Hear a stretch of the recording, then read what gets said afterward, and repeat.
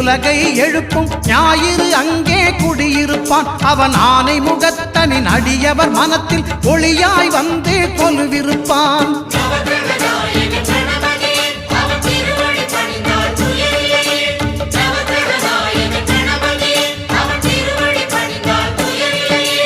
ஒன்பது கோளும் ஒன்றாய் காண அங்கு கற்பகம் என்னும் கடவுளின் மெய்யில்